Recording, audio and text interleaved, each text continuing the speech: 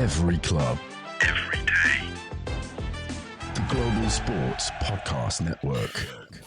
Hello and welcome to the Daily Brighton podcast. It is the trifecta. The trio are back. How are we all doing? It is Joe Richardson, Blessings Chibamba, and your boy, Jamie G. How are we feeling, guys? I'm feeling fantastic, to be honest. I feel like even if I've been on like the last 4 episodes, I feel like I'm away for ages at a time. And then, because obviously I missed the one of the ones last week and that, but it's good to be back, mate. It's good to get caps. I love caps. I need minutes in the tank, mate. One guy that I think I see way too much is Blessings. I don't know how you feel, mate. Yeah, no, we've seen each other quite a few times, but I'm glad we've squashed the beef about Dinger and Minter.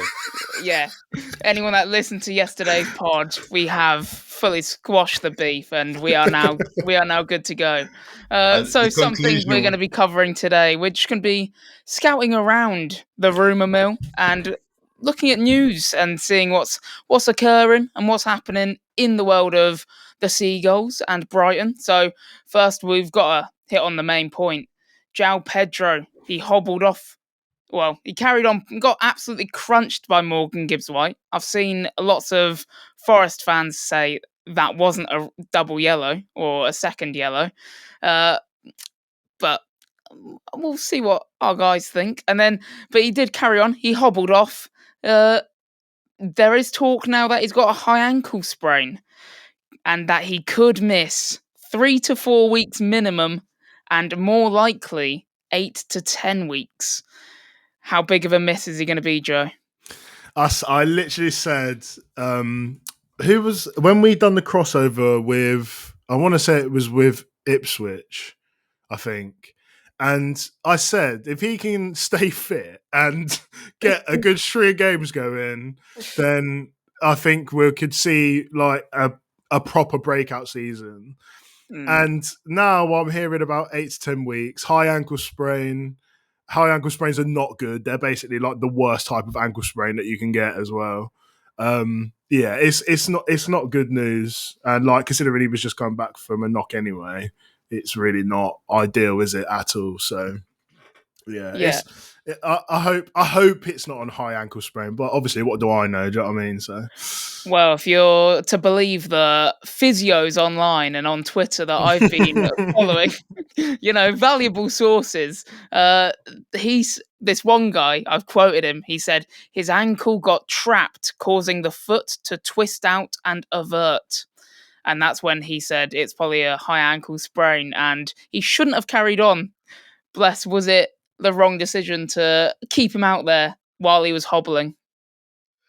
Yeah, it's a weird one because I think Brighton was still chasing the game to try and get the win. So it's like, and he's just come on. So I don't know. Yeah, I don't know if maybe at that point they've already used all the first substitutes. But I felt like he looked okay. He was just hobbling. He maybe could run it off. Yeah, I mean, the problem is when these players have these injuries and they've only just come on, especially a player like Joao Pedro, who clearly loves the game and thinks he's going to have a massive impact on it. He doesn't want to come off himself. So it's like, if he doesn't want to come off himself and he doesn't tell Fabian Hurtzuler how bad the injury is or the physios, then he's going to carry on playing no matter what. Where did you get this? What did he say again? Sorry to make you repeat yourself. But what did the guy say again? Say it again. His ankle got trapped, causing the foot to twist out and avert. Have you got the guys like the person's? It's online physio on Twitter at online physio. See, this guy probably works at a chip shop, so I don't know how much we can really be. No offense to anyone who works at a chip shop, but also like, why are we talking about high ankle sprains if you do work at a chip shop? I just don't know how legitimate is that, because I can make an account on Twitter right now and be like, physiotherapist at online.co.uk. Do you know what I mean? So I don't really know how. He might have a GCSE in biology or at least B-Tech Sport. You know, you never know. He's clearly had our old head secondary school teacher teaching him the body. Yeah, that's mental. To be fair, I mean, it didn't look great, did it? Let's be honest. He got crunched. Yeah, What did you think? Crunched, yeah.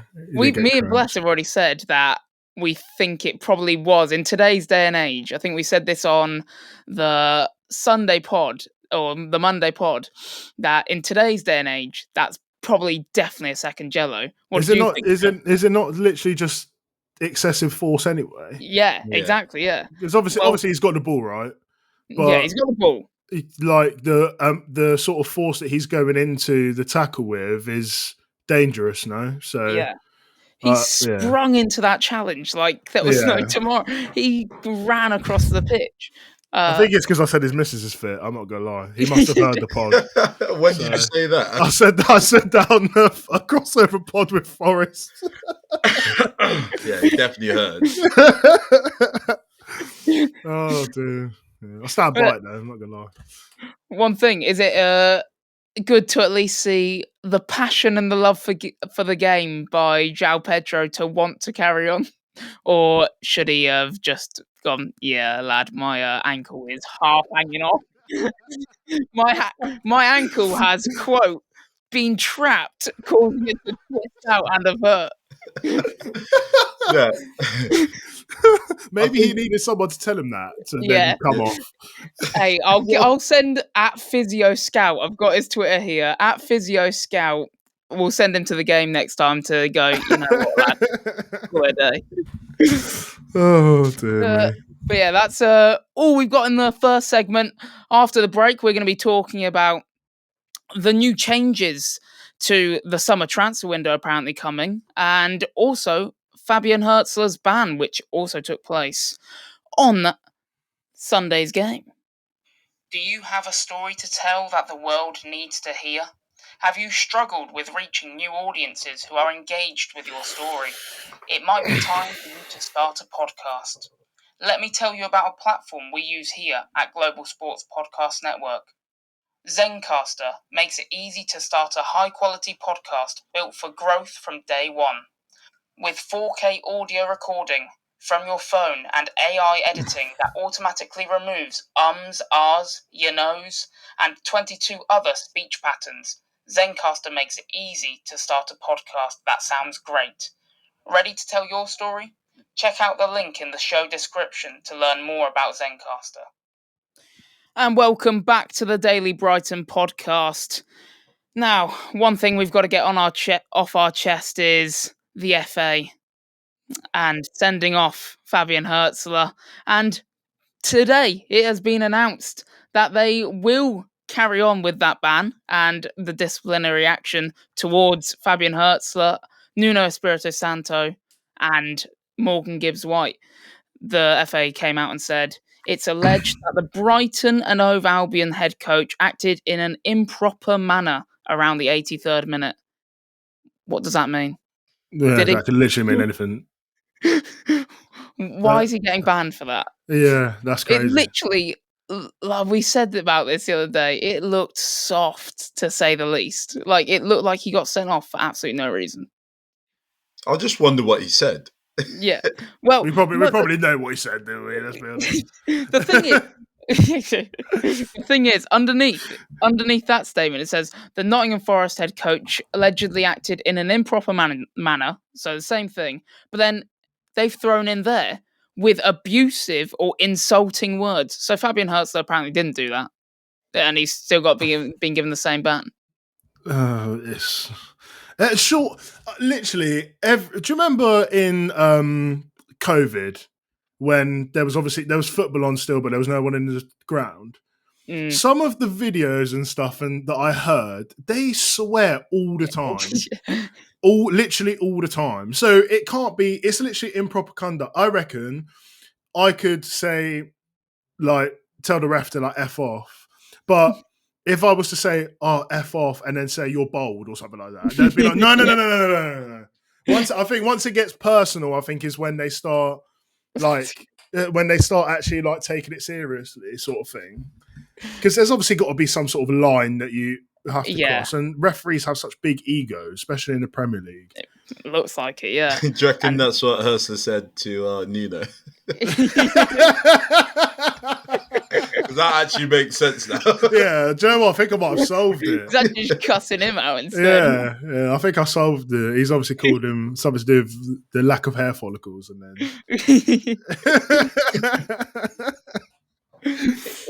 it's not ideal seeing our manager be sent off, but one thing I will say, and I'll stick up for him, is that he is intent on sticking up for the players and sprinting to the touchline anytime he feels something's gone against his team. So I am all for that. If he carries on, hopefully without the sending offs, but if he carries on, I'm all for it. why does Arteta never get like improper conduct? Exactly. For literally, he's lurking like 10, 15 yards away from his technical area. He's on the pitch half the time, and literally nothing. Joe, you can't mention Arsenal on this pod because we'll get more nibbles. Yeah, from true, you know exactly who. He knows as well when he's listening as well. Yeah, you are right though. The amount of times I've seen Arteta literally this close to the fourth official, just like, like he needs to chill out. He's too close. Yeah, he's got too much gel in his hair as well. Who are some other managers that actually go like crazy at the officials but never get punished for it? I'm trying to think of Thomas Frank. I swear he's quite a character. He never seems to get sent off or anything like that. He's got a bit more of a chill demeanour though, I feel like compared to like Jurgen Klopp and that. Yeah, Jurgen, mate. Think about it. Yeah, he never really got sent off, did he? Not really. I think I don't know. I mean, he's literally ran onto the pitch to celebrate a goal before, which is very like Mourinho-esque, I feel like. Do you know when Mourinho ran down the sideline and like done a knee slide and stuff like that? I don't know if you're probably not allowed to do that, but I feel like you're not allowed to do that. I feel like when it's like not frowned upon as much when it's like in such a big moment. But when you're always outside your technical area and all that, because Arteta nothing really ever happens to him, to be honest with you. But yeah, like Pep is he's very animated, but he's sort of like always sort of directs it to his staff rather than yeah. Like he's very animated. Officials. Like he took out on the chair this weekend. Yeah. Needed to boot that. God, got that frustration out of his system. The other thing I thought we could probably mention today, and it's been announced that the Premier League has approved plans to close next summer's transfer window before the start of the new season. What are your thoughts on that, Bless, and how do you think it will affect clubs going forward? Yeah, I feel like it could be a good thing because it just means that clubs have to sort their business out quite early and not just be lurking around. But then also, as a fan, it does take away that excitement of like, oh, who's going to be... I mean, it's still going to have a deadline day, but it's like, it will be different if the Premier League hasn't already started and deadline day is going on, if you know what I mean. I remember, do you remember the Peter Odin-Wingy situation? It's like stuff like that are going to be missed if like people are actually being organised and doing their business early. Yeah. It's never been the same. Deadline day is not the same. We used to have like, do you remember when he was slinging the thingy? I'm not going to say what it is, but we don't get that anymore. We all know. Do you know what I mean? They've actually had to stop doing like the reporters outside the stadiums where fans can integrate with them because that kept on happening. That's so tough. That's brilliant though. That's exactly like that's what football is really. I think it's a good idea in a season. So like for example next season when there won't be a major competition in between. Well, I don't think there will be, right? No. But this season, it's actually a terrible idea because clubs wait so much in between the big competitions to get their deals done. Because obviously, when you'll see a lot in pre-season that when you set a medical if that player's on pre-season in a foreign country, like in the league that not in the country where his league is, normally they set up a camp there to do the medical over there. But when you're on like international duty at a major tournament, you're bouncing all over the country that you're at. Yeah. And obviously sometimes they do tournaments where they're going country to country. So I don't know how that would really work. I don't know if you'd see like less deals because of that.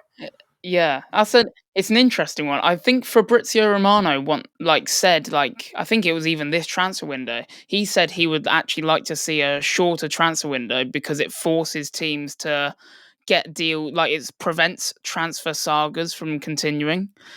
So he would like to see them be like a 1 month transfer window where teams have to kind of get their deals done and like be more organized, like Bless said. And I think that is sort of true because I hate seeing transfer sagas. Like there's nothing worse than seeing a transfer drag out. Billy for Gilmore. Time. Yeah. I mean, that's a great point.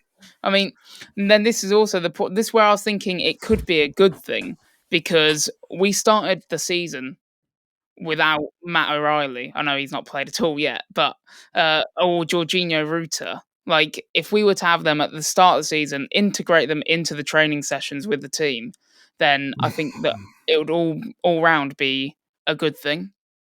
The longer you can get them into the tempo of the team, learning the tactics, then it'd be better. It forces teams to do business early, then all for it. 100%. I think one thing I want to say quickly is that Fabrizio Romano has absolutely no right to be demanding any sort of extension or shortening of. I'll say it on record. I hate Fabrizio Romano. I think he's ruined transfer windows so much. There's no surprise in anything that happens because somehow he just gets all of these like exclusives, which he copies off David Ornstein most of the time, right? And he also gets paid to like you can tell that he gets paid to say certain things about certain players because randomly when there's nothing going on, he'll just be like that. Do you know the player who was going to sign for Chelsea, the tall black guy, Samuel Merodion, and now he's at Porto? He goes on about him all the time. The transfer's done, mate. You need to move on and start looking at January window now, mate. Why are you focusing? It's literally just because he gets paid off by like representatives of like agents or clubs or whatever to sort of like push a narrative towards one. Sorry, I'm literally ranting. But, and one more thing before we go to the next break. He also, if I tell you now, everyone that's listening, he will do a paragraph about a transfer and he will say the same thing 3 times, but just word it differently. You will never be able to unsee it, ever. He literally goes, here we go soon. Everything is agreed between, let's just say, between Porto and Brighton. And then he'll go, personal terms are agreed. This player now wants Brighton. And then he'll be like, soon, here we go soon. Honestly, it's waffle, mate. I hate him. He's absolute fraud. Oh, there we go. Got Joe's opinion on Fabrizio never shouting us.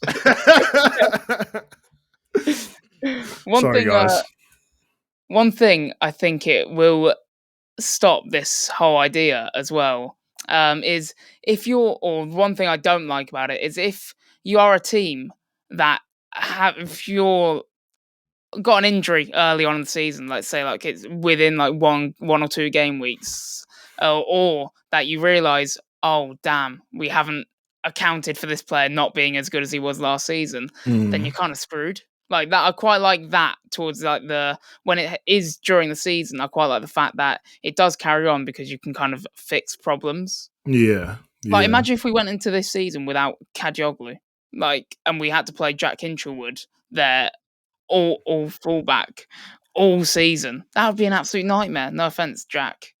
Great game on Sunday. You're at it again. No offense, Jack. Great game on Sunday. Like he's your Leave mate. Jack alone. Me and him are tight. Jesus Christ. Anyway, that's our thoughts on the summer transfer window ending earlier or before the season starts. Let us know what you guys think in our social media comments and reply to this podcast, and we'll play this next ad and talk about the final bit of news of Tony Bloom investing in a new club. Can I press the button, mate? This is part of the Global Sports Podcast Network, the only network bringing you exclusive daily news and views on your Premier League team, the Premier League, women's football, and fantasy football. A unique listening experience that puts fans first, bringing you the very latest breaking news from your team. Subscribe wherever you get your podcasts and make us your first listen every day. Global Sports Podcast Network. Every club, every day. So, Tony Bloom is in talks to invest £10 million in Scottish team Hearts. Maybe he'll bring them back to glory. What do you guys think that means for Brighton? Go on, bless. I thought you were going to have like a cheeky pun to do with Hearts, but I'm actually quite disappointed that's not come in. Apologies. You're pulling on the heartstrings now. Am I right? Ah, here we go.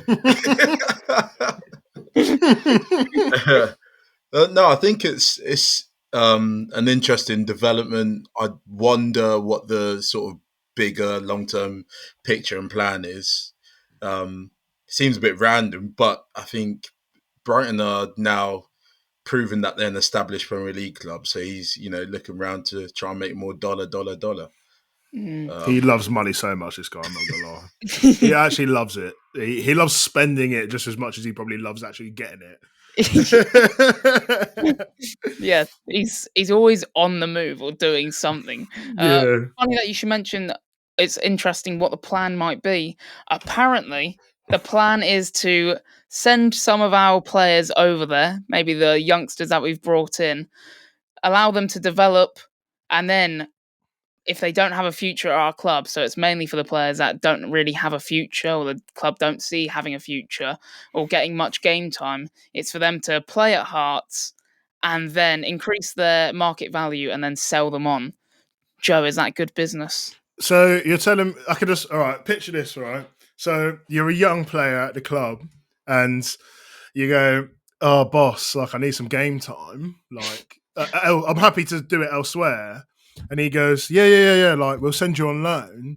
Oh, sick! Like get to go on loan to like Championship club, like maybe with Sarmiento at Burnley or something like that. Or maybe I can even go to like Leicester, like with Facundo. And then he tells you you're going to Hearts, and you know your career's over. Like, do you know what I can literally just picture it. He tells you where you're going, and you hit Hearts, so you're like, mate, my career in the Premier League is done. They're gonna sell me. It is quite clever. It's a very good way of sort of filtering out that, like, it's loads of people say about dead wood and stuff like that, and if you don't see, it's a good way of trying to like develop players, because you never know if a player could like turn it around in terms of their development, but the fact that you can go there and then try and increase the value is actually really intelligent, because they're going to get senior game time, albeit maybe not at the best club in the world, no offense to Hearts, but you are going to, so it's basically a win-win. You send the player out there. Hearts obviously benefit from having a player of that quality there, and then they could obviously end up being a star player for Hearts. They can end up coming back and then continuing their career at Brighton, or maybe going on a loan at maybe at a level a bit higher than that. Or they could, and then if you're going to sell them off, then you're going to sell them off for more money. So it's very intelligent. It's actually a very, very smart thing to do. Hey, don't knock the Scottish Premiership if that's what they're still in, because, Abdullah Simmer, he went there, got 16 goals, 2 assists, and then we brought him back. He had a lovely pre-season, then we ditched him off again to Brest. Just what you want from your signings. I think he scored the other day was it in the Europa League or the Champions League? He scored in the league, I think. Oh. I think he scored in the league. Yeah, good for him. Oh no, mate, they are actually in the Champions League. They are in the Champions League, Yeah. I don't know Might how. be in that. I don't know what's going on over there. But Yeah, we need to keep on top of Abdullah Simon. Maybe he's the next next Pause. true. Pause. No Diddy, come on. I got him. Yes. Oh, I got it to crack, finally. I knew that would work. I don't know if I could say that. That could actually be so bad. I'm not going to lie. I'm sorry. I had to say it. I have no words. I've nothing to say. Anyway. Yeah, back to Hearts. Yeah. Oh. It's Hearts, yeah, bless thoughts. It's not a done deal yet, is what I will say. But I guess that it's in talks. I think there was talks as well of him buying Hibernian or a stake in Hibernian, last season or in 2021. Oh no, like in 2021. But that's apparently fallen through, and Hearts is the front runner. Was he looking for stakes in Hearts or to do the same thing with Kilmarnock? Would you say Kilmarnock? Hibernian. What? So he wanted to do the same thing, or he wanted to try and have stakes in it? Yeah, he just wanted to do the same thing. Oh, but I think the Hearts is only a minority stake. But 10 million must be a decent chunk. I can't imagine they sell for much. I thought you can't own more than one football club in the same umbrella of a sport. I swear that's a thing. No, because Chelsea own a club in France as well. Yeah, they own Toulouse. Strasbourg. No, Strasbourg. That's it. Strasbourg. Yeah, that's it. That's it. It's Blueco Company, whatever it's called. Yeah, and then they also own a couple of others. What about Ineos as well? Don't they own Nice? Yeah. So I think if it's in a different country, it's okay. Okay. Man City own everything. Triro or Troyes. And literally all of and Girona. Yeah. And Dubai. MLS. It does seem like a thing that clubs are doing more and more often. I think they've done it to be fair, I mean, I'm actually not gonna sit here and make allegations about cheating. I don't really care that much, to be honest with you. But they have done it in a pretty good way, I think. Selling players between your clubs when they're good is it's a bit sus, but it's very smart. Yeah. This is why I quite like the model he's going for, even if it is Hearts. It's at least a good platform for Brighton to build on, especially if it's just to send players out there. If it's to uncover a new gem of Scottish football, if there are any. I think he'll expand if it's successful. Yeah, 100%. Need to hit that South American market. That's where it's going. Yeah, that's where it's at right now. He needs more Joao Pedros to come through and invest in a Brazilian club. Is what he needs. There's a new Neymar and R9 every week over there. It's mental. They say the generational talents, but the generational talents come around every 3 years. So how generational? Yeah, that's the most overused phrase. Yeah, it is so fair. But yeah, that's everything we've got for you guys. We've spoken about all the news and updates of Brighton and Hove Albion and the Premier League as a wider concept. And Fabrizio Romano. And Fabrizio Romano. We had to throw in the little rant there. But yeah, that's everything from us. Thank you guys for speaking to me once again. And thank you all for listening at home. Peace out. Thanks for listening, guys.